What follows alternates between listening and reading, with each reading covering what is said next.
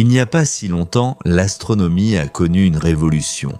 Nous avons découvert qu'une planète est presque une partie intégrante des étoiles. Pratiquement chaque étoile que nous avons étudiée en détail s'est avérée posséder son propre système planétaire. Mais lorsque le premier enthousiasme est un peu retombé, quelque chose d'encore plus étrange est apparu.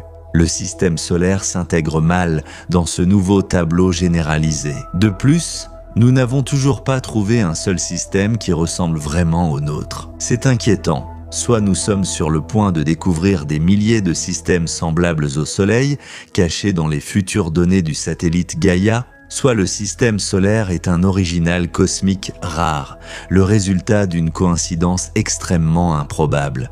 Et les deux options sont possibles. Et toutes deux ont des conséquences profondes, surtout pour la question de savoir à quel point la vie est rare dans l'univers. Et vous, qu'en pensez-vous? Sommes-nous une exception? On recherche des exoplanètes pour de nombreuses raisons, mais la principale est d'essayer de comprendre s'il existe d'autres mondes semblables à la Terre. Actuellement, seule notre planète est un exemple habitable. C'est pourquoi, dès qu'on découvre une planète de masse terrestre à une distance d'une étoile permettant l'eau liquide, cela suscite de l'intérêt. L'eau est essentielle à la vie selon tous nos critères. Cependant, malgré des dizaines de découvertes similaires, nous ne savons toujours pas exactement quel facteur déclenche son apparition.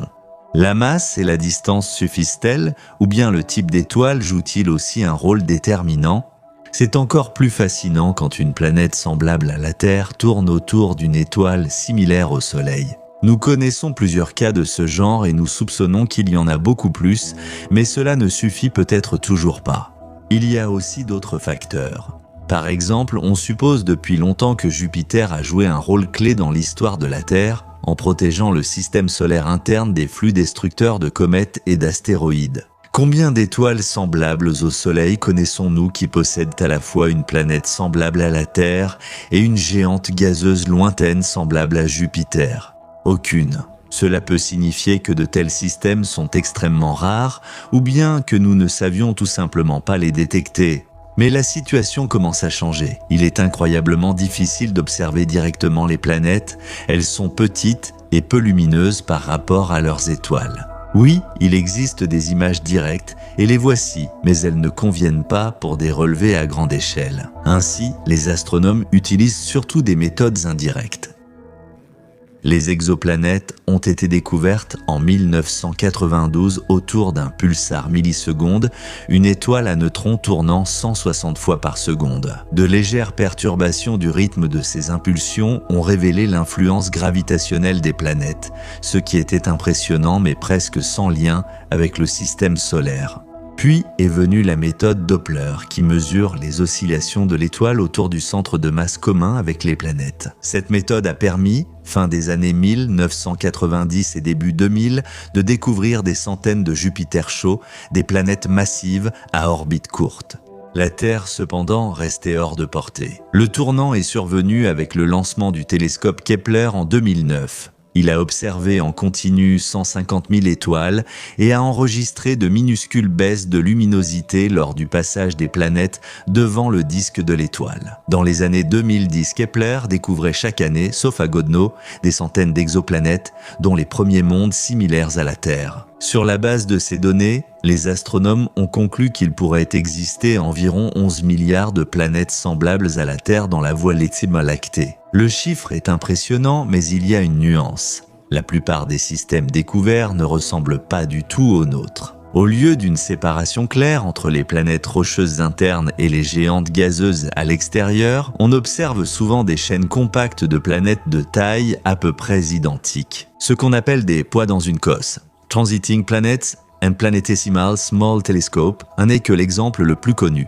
Pourquoi alors le système solaire est-il différent? L'une des principales idées est l'hypothèse du grand tac. Jupiter aurait migré vers le Soleil dans les premiers temps, détruisant les planètes en formation, puis serait reparti en arrière. Si ce scénario est rare, notre configuration l'est aussi.